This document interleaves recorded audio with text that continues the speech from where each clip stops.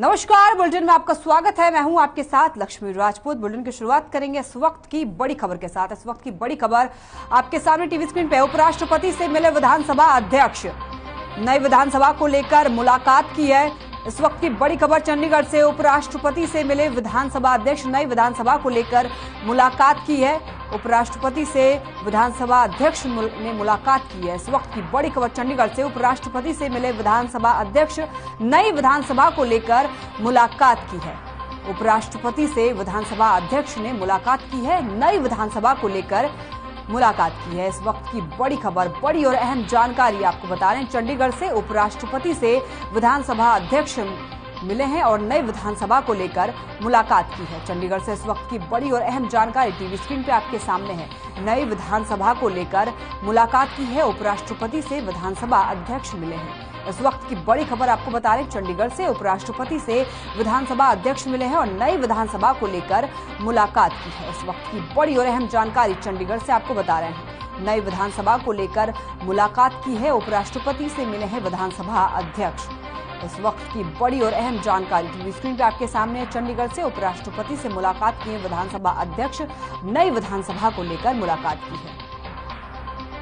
इस वक्त की बड़ी और अहम जानकारी टीवी स्क्रीन पर आपके सामने। चंडीगढ़ से उपराष्ट्रपति से विधानसभा अध्यक्ष मुलाकात की है और नई विधानसभा को लेकर मुलाकात की है। इस वक्त की बड़ी और अहम जानकारी टीवी स्क्रीन पे आपके सामने है। उपराष्ट्रपति से मिले हैं विधानसभा अध्यक्ष।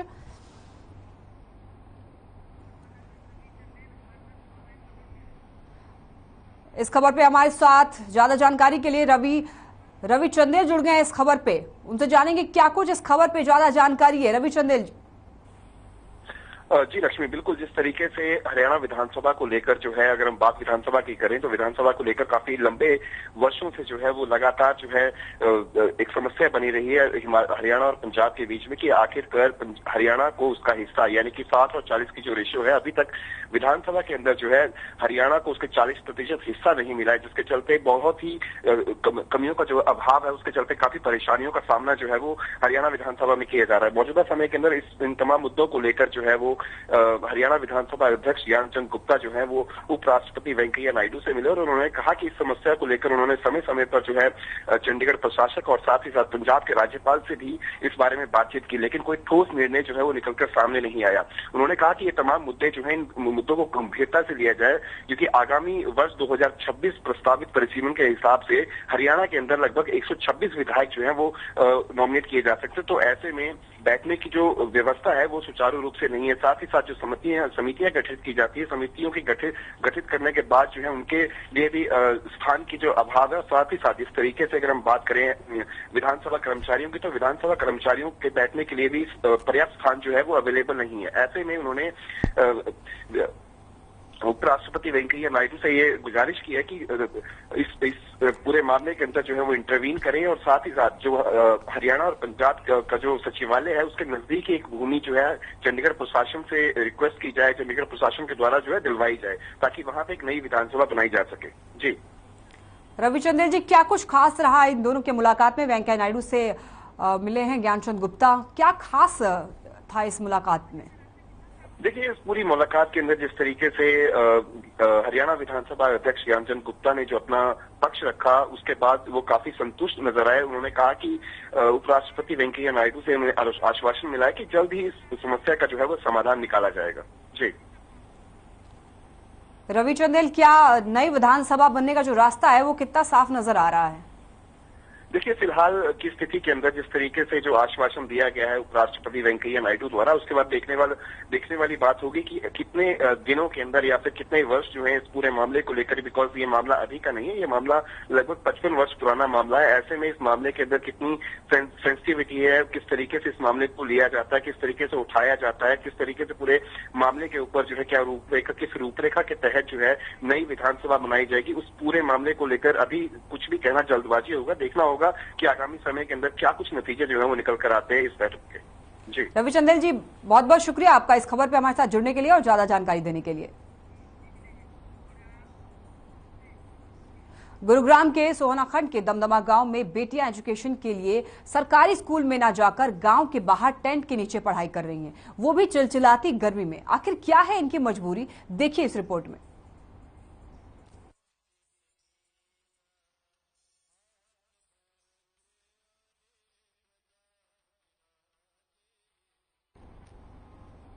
बेटियों को स्कूल जाने में डर लगता है, टेंट में पढ़ने को मजबूर हैं बेटियां।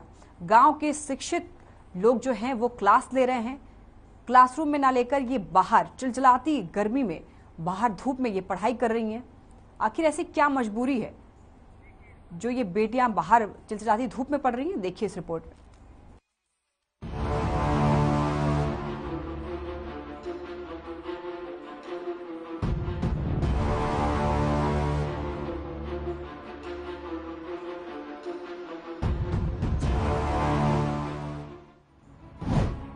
शहीदों के गांव में बेटियां असुरक्षित। बेटियों को स्कूल जाने में लगता है डर। डर ऐसा कि टेंट में पढ़ने को मजबूर हैं बेटियां। गांव के शिक्षित लोग ले रहे हैं क्लास।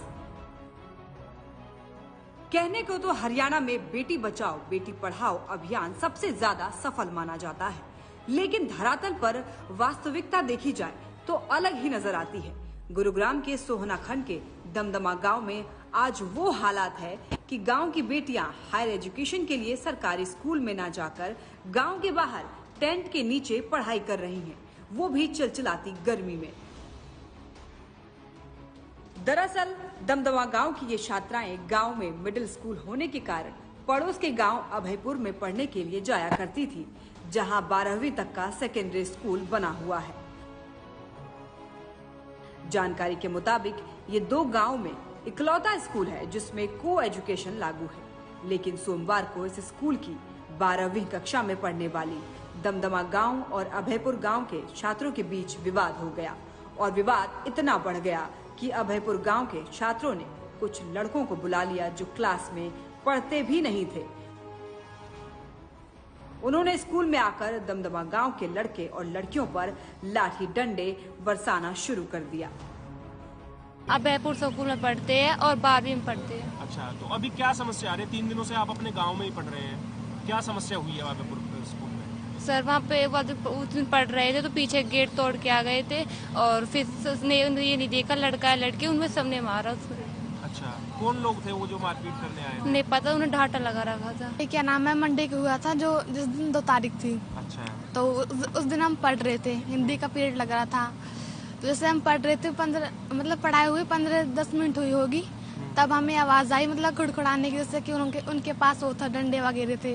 तो उन्होंने दरवाजा तोड़ा तो बच्चों ने देखा कि पीछे मतलब कि जिसने ढाटे वगैरह बांध रखे थे वो आया। तो जिससे वो भागने के लिए भागे बच्चे, तो वो जिससे बच्चों को मार रहे थे तो वो भागड़ हो गई।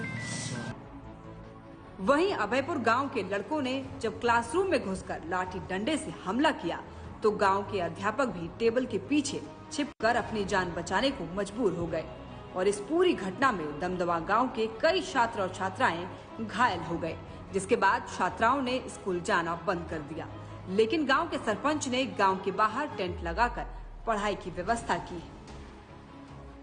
भयपर चतुर में हम तो मारा जाता है, रोज रदाई होती है यहाँ पर, इसलिए हम यहाँ पर पढ़ रहे हैं जो हमारा चतुर 12वीं तक हो जाए। तो अब डर लगता है अभयपुर स्कूल जाने में कि वहाँ फिर दोबारा मारपीट करेंगे? जी सर। तो अब कब तक यहाँ पर बैठे रहेंगे आप लोग? कब तक ऐसे खुले में पढ़ेंगे? जब तक हमारा चतुर 12वीं तक नहीं हो जाए। देखिए भाई साहब, पिछले दिनों की घटना है, सोमवार की घटना है। जिस तरह से ये घटना घटी है उस तरह से कोई भी पेरेंट्स और कोई बच्चा नहीं चाहेगा कि हम उस स्कूल में पढ़ें। बाहरी तत्व आकर के नकाबपोश आकर के गेट तोड़ गए, पिछला गेट तोड़ गए। अगर क्लासरूम जहाँ पर टीचर पढ़ा रहा है और वहाँ घुस करके लाठी डंडों से मतलब लाठी डंडे इतनी बुरी तरह बरसा गए हैं, आपने देखा भी होगा लड़कियों को कितनी चोट है, लड़कों को बहुत चोट है। तो कोई भी पेरेंट नहीं चाहेगा, कोई बच्चा नहीं चाहेगा कि ऐसे हालात में कम से कम पढ़ सके। हालांकि ये मामला संज्ञान में आते ही जिला प्रशासन और पुलिस ने अभयपुर गांव के कुछ लड़कों के खिलाफ मामला दर्ज कर लिया है और उनको गिरफ्तार भी कर लिया, जिन्हें अब जमानत मिल गई है। लेकिन दमदमा गांव के लोग और सरपंच इस बात पर अड़े हुए हैं कि ये घटना दोबारा हो सकती है। तो यहाँ पर सवाल सबसे बड़ा ये उठता है कि हमारी बेटियों को सुरक्षा कौन देगा और वो कौन लोग थे जो बाहरी तत्व जो स्कूल में आते हैं, तोड़फोड़ करते हैं, बच्चों के साथ मारपीट करते हैं और वहां से निकल जाते हैं। लेकिन पुलिस इतनी मामूली धाराओं में मामला दर्ज करती है कि उनको साथ साथ जमानत हो जाती है। तो ये एक बड़ा सवाल है प्रशासन के लिए कि किस तरह से इस तरह की घटनाओं को रोकथाम करे। हालांकि जो सरपंच है दमदमा के, उन्होंने एक अच्छा सराहनीय कदम उठाया है कि वो उन्होंने कहा कि जब तक स्कूल अपग्रेड नहीं हो जाता हम अपनी बेटियों को यहीं पढ़ाएंगे, और उसके लिए बाकायदा व्यवस्था भी की है। लेकिन प्रशासन को भी सोचना होगा कि इस तरह की घटनाएं अगर स्कूलों में होने लगी तो ये कहीं ना कहीं एक गलत संदेश समाज की ओर जाता है। जी बिल्कुल प्रवीण, आपने सही कहा कि ये जो आरोपी हैं वो जमानत पर छूट तो गए हैं, लेकिन ऐसा भी तो हो सकता है वो दोबारा से ऐसी हरकतें करें। तो जिला प्रशासन ऐसे क्या कदम उठा रही है जिससे कि ये जो ऐसे जो लोग हैं वो इस तरीके की कदम दोबारा ना उठाएं, लोगों को, बच्चियों को ऐसे परेशानियों का सामना ना करना पड़े, और जो सुरक्षा का जो मामला है उससे लड़कियां घबराएं ना, उनके माँ बाप ना घबराएं। तो ऐसे जिला प्रशासन कौन सी ऐसी कार्रवाई कर रही है? जी देखिए, जिला प्रशासन की ओर से मैंने जैसे आपको बताया कि पुलिस ने मामला दर्ज किया, लेकिन जिन धाराओं में ये मामला बनता था कि सिर्फ मारपीट की धाराओं में मामला दर्ज किया और आरोपियों को जमानत हो गई, उसके बाद वो खुले में घूम रहे हैं और डर जो है बकायदा बच्चों के अंदर बरकरार है। लेकिन एक जो धारा बनती है कि आप एक परमाइसिस में घुस रहे हैं और जो ट्रेस पासिंग का मुकदमा बनता है वो पुलिस ने इसमें नहीं जोड़ा है। तो कहीं ना कहीं एक ढीला रवैया जो है प्रशासन की ओर से अपनाया गया है इस चीज में। प्रशासन को इसमें कड़ी कार्रवाई करनी चाहिए, क्योंकि लड़कियों को चोटें आई हैं। खुद लड़कियां बयां कर रही हैं कि किस तरह से उनके साथ बदतमीजी की गई है, किस तरह से उनके साथ मारपीट की गई है, और प्रशासन को इस पर सख्त कदम लेने होंगे। और साथ ही जो स्कूल प्रशासन है, जो शिक्षा विभाग है, उसको भी कड़े कदम लेने होंगे कि क्यों, किस तरह से जो बाहरी तत्व हैं वो अंदर घुस जाते हैं। देखिए, छात्रों के झगड़े स्कूल और कॉलेज में एक आम बात है, लेकिन उसमें बाहरी तत्वों की दखलंदाजी जो है कहीं ना कहीं बड़ी निंदनीय है। और ये हमारे सोच का भी विषय है कि इस तरह की घटनाएं पुनरावृत्ति ना हो, इसके लिए प्रशासन कोई ठोस कदम उठाए। प्रवीण, ऐसे में तो बच्चों की जो शिक्षा है वो भी बाधित होती है, और ऐसे माँ बाप भी नहीं चाहेंगे कि उनके जो बच्चे हैं वो बाहर जाके पढ़ें। ऐसे जो तत्व हैं, बुरे तत्वों से उनको कैसे बचाया जाएगा फिर? जी लक्ष्मी, देखिए लगातार आप इस तरह की घटनाएं देखती हैं कि जब लड़कियां, जो हमारी बेटियां हैं, वो पढ़ने के लिए जाती हैं और छेड़छाड़ उनसे रास्ते में की जाती है। और ऐसी बहुत सी घटनाएं हरियाणा में भी घटी है कि छेड़छाड़ से तंग आकर जो है बच्चियां आत्महत्या तक कर लेती हैं। इस तरह के मामले फरीदाबाद, रोहतक आपने कई जगह सुने होंगे। लेकिन सुरक्षा की जहां तक बात है उस पर ध्यान नहीं दिया जाता। अब गाँव के अगर हम स्कूलों की बात करें तो लगातार शिक्षा मंत्री कहते हैं कि हम गाँव के स्कूलों को अपग्रेड कर रहे हैं ताकि बेटियों को गाँव से बाहर और उस शिक्षा के लिए ना जाना पड़े। हर जिले में यूनिवर्सिटी स्थापना की बात की जा रही है, हर गांव में जो है हाई स्कूल और इंटर स्कूल की बात की जा रही है, +2 के स्कूल की बात की जा रही है। लेकिन ये सिर्फ बातें नजर आती हैं, क्योंकि जिस तरह की घटना हुई है कि जो 3 किलोमीटर का सफर तय करके बच्चियां दूसरे गांव में पढ़ने के लिए जाती हैं, वो इस समय कहीं ना कहीं सरकार के बेटी बचाओ और बेटी पढ़ाओ के दावे की पोल खोलती साफ तौर पर नजर आती है। प्रवीण जी, आपका बहुत बहुत शुक्रिया इस खबर पर जुड़ने के लिए और ज्यादा जानकारी देने के लिए। बढ़ते हैं अब खबरों में आगे। गुरुग्राम के सरस्वती कुंज की खाली पड़ी जमीन पर अवैध रूप से झुग्गियां बनी हुई हैं। इन झुग्गियों को हटाने के लिए खुद सीएम मनोहर लाल ने आदेश दिए थे, कि जिसके बाद डीटीपी विभाग की तरफ से इन झुग्गियों को हटाने का काम शुरू किया गया और करीब 3000 झुग्गियों को खाली करवाकर उन्हें तोड़ा गया। इस सरस्वती कुंज में करीब 15000 झुग्गियां अवैध रूप से विकसित की हुई हैं और इन सभी झुग्गियों को हटाने के लिए पहले ही विभाग की तरफ से मुनादी कर दी गई थी। 5000 से ज्यादा झुग्गियों को डीटीपी डिपार्टमेंट की तरफ से तोड़ा गया था। तो वहीं ये भी साफ कर दिया है कि जिन लोगों ने इन झुग्गियों को विकसित किया था उनको चयनित कर उनके खिलाफ एफआईआर दर्ज की जाएगी और कड़ी कानूनी कार्रवाई भी की जाएगी। हमने 3000 झुग्गियां तोड़ी हैं सरस्वती कुंज में, और आज भी हम उम्मीद है कि 5000 झुग्गियां तोड़ेंगे। अभी और भी पॉकेट्स हैं, उस पर हम आज ज़्यादा फोर्स और ज़्यादा जेसीबी इसके साथ कल से कार्रवाई कर रहे हैं, तो मेरा ख्याल काफ़ी क्लियर कर देंगे। सर, जिस तरह से भूमाफिया ने कब्जा किया और सरकारी जमीन पर, उन पर भी कोई कार्रवाई की जाएगी? देखिए, भूमाफियों के ऊपर डेफिनेटली कार्रवाई की जाएगी। हम चिन्हित कर रहे हैं कि किन लोगों ने ये झुग्गियाँ लगवाई थी और कौन लोग पैसे इनसे ले रहे थे। गुरुग्राम में गरीबों के लिए बनाए गए करोड़ों के सरकारी फ्लैट्स जर्जर होने लगे हैं और दरअसल 11 साल पहले आशियाना स्कीम के तहत सेक्टर 47 इलाके में 35 करोड़ की लागत से 1080 फ्लैट्स बनाए गए थे, जिसका उद्घाटन 11 साल पहले तत्कालीन मुख्यमंत्री भूपेंद्र सिंह हुड्डा ने किया था और ये दावा किया था कि जल्द ही इन फ्लैट्स को आर्थिक रूप से कमजोर परिवारों को इन फ्लैट्स का आवंटन किया जाएगा। लेकिन तब से लेकर अब तक इन फ्लैट्स को किसी को भी आवंटित नहीं किया गया। वहीं इसी को लेकर अब आर्थिक तौर पर कमजोर परिवारों ने प्रदर्शन करना शुरू कर दिया है और इस मामले में जिला उपायुक्त की माने तो जल्द ही HSVP विभाग से रिपोर्ट में इनका आवंटन किया जाएगा।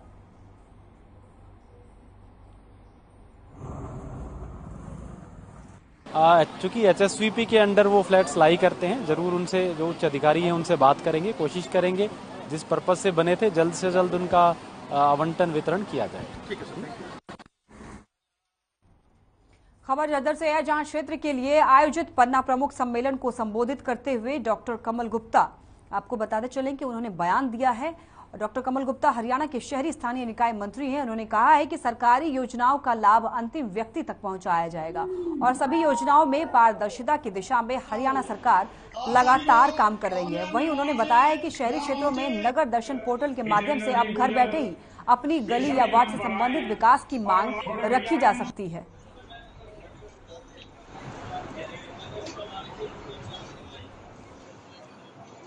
देखिए, विश्व की सबसे बड़ी पार्टी, जिस पार्टी के 23 करोड़ से भी अधिक बीजेपी के मेंबर, और ये पार्टी सदैव 24 घंटे 7 दिन 365 दिन साल में किसी भी चुनाव के लिए तैयार रहती है। आने वाले समय में पंचायत के और नगर पालिकाओं के, परिषदों के, निगम के इनके चुनाव आएंगे। उनकी तैयारी हेतु हमारी पार्टी का जो संगठन है वो एक तो राष्ट्रीय लेवल, एक प्रदेश का लेवल, जिले का लेवल, विधानसभा का लेवल, मंडलों का लेवल, बूथ का लेवल, और एक बूथ में एवरेज अगर 1000 वोट होते हैं तो उसमें 20 के लगभग पन्ने होते हैं। एक पन्ने में 60 वोट होते हैं।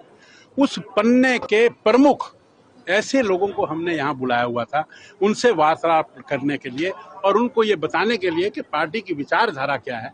पार्टी की विचारधारा स्वाभिमान देश का है, उसको लाने की है। ऐसे पढ़ेगा इंडिया तो कैसे बढ़ेगा इंडिया। जी हां, ऐसा हमें इसलिए कहना पड़ रहा है क्योंकि झज्जर के गांव मारोत में बच्चों को मौत के साए में रहकर पढ़ाई करनी पड़ रही है। और क्या है ये पूरा मामला, देखिए इस रिपोर्ट में।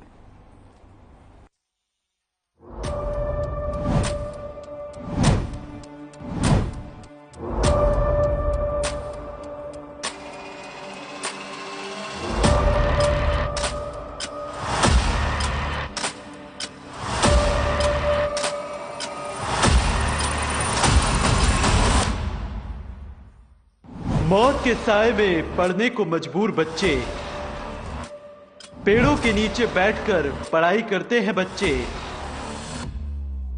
कभी भी हो सकती है कोई भी अनहोनी, ऐसे पढ़ेगा इंडिया तो कैसे बढ़ेगा इंडिया। झज्जर के गांव मारोत के राजकीय वरिष्ठ माध्यमिक विद्यालय मारोत गांव की इस बिल्डिंग को देखिए। इस स्कूल की जर्जर हालत वाकई डरा रही है। जी हाँ, ऐसा हम नहीं, इस स्कूल की तस्वीरें खुद बयां कर रही हैं। स्कूल की इस तस्वीर को देखिए, आपको भी देखकर बस यही लगेगा कि खतरा, खतरा और खतरा।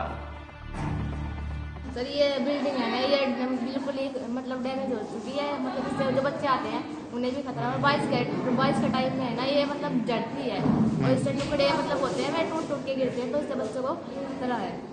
इसलिए हम गवर्नमेंट स्कूल के बच्चे आपसे अनुरोध करते हैं कृपया करके या तो तुड़वाया जाए या फिर इसे बनवाया जाए। इन दीवारों पर भी साफ तौर पर लिखा है कि कृपया पुरानी बिल्डिंग में ना जाए, वहां खतरा है।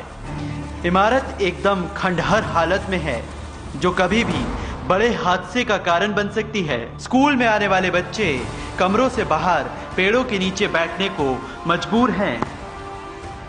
सारे की तो परेशानी जी, अड़े 3 कमरे हैं स्कूल में और बालक 110 हैं। बालक सीधा बैठ भी ना पाते क्लासा में। क्या दिक्कतें हो रही हैं? दिक्कतें ये जो ये बिल्डिंग है गिरना हो रही है, तो ये इनमें बालक भी ना आते, जो ये बना रखी इनमें, या पानी की समस्या है। स्कूल की इमारत में जगह जगह बड़ी बड़ी दरारें आ चुकी हैं। छत भी टूटने की कगार पर है। हैरानी की बात तो ये है कि भले ही चिलचिलाती गर्मी हो या भयानक ठंड और भारी बारिश ही क्यों ना हो, ये बच्चे क्लासरूम के बाहर पेड़ों के नीचे बैठकर ही पढ़ते हैं। स्कूल की साइंस लैब और कंप्यूटर लैब भी जर्जर अवस्था में है। स्कूल के शिक्षकों का कहना है कि बिल्डिंग में हालात इतने खराब हैं कि बच्चों की सही से पढ़ाई भी नहीं हो पा रही है।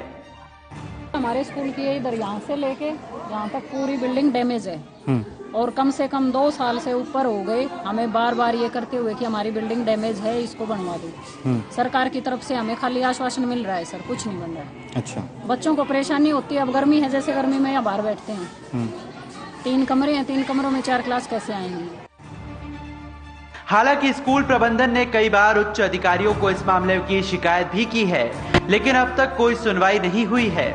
ऐसे में देखना ये होगा कि एक तरफ तो प्रदेश सरकार बच्चों की शिक्षा के प्रति जागरूक करते हुए टैबलेट बांटने का काम कर रही है, तो वहीं दूसरी तरफ इमारत ही जर्जर हालत में सरकार की छवि को धूमिल करने का काम कर रही है। हर खबर के लिए झज्जर से सुमित कुमार की रिपोर्ट।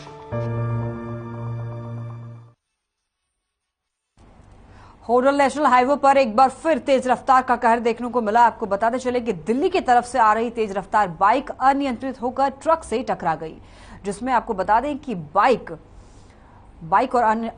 जो है वो अनियंत्रित होकर ट्रक से टकरा गई, जिसमें बाइक सवार एक युवक की मौके पर ही मौत हो गई, जबकि उसका भाई और पत्नी गंभीर रूप से घायल हो गए। घटना के बाद मौके पर लोगों का जमावड़ा लग गया। घटना की जानकारी मिलते ही होडल थाना पुलिस भी मौके पर पहुंच गई, लेकिन तब तक ट्रक चालक वाहन को छोड़कर वहां से फरार हो गया। मामले में जांच अधिकारी सुरेंद्र सिंह ने बताया कि संदिग्ध अपनी पत्नी और भाई के साथ दिल्ली से वो लौट रहे थे, तभी उजीना ड्रेन के पास बाइक अनियंत्रित हो गई, डिवाइडर से टकराते हुए ट्रक से टकरा गई। वहीं पुलिस ने मृतक के शव को कब्जे में लेकर पोस्टमार्टम के लिए भेजकर जांच शुरू कर दी है।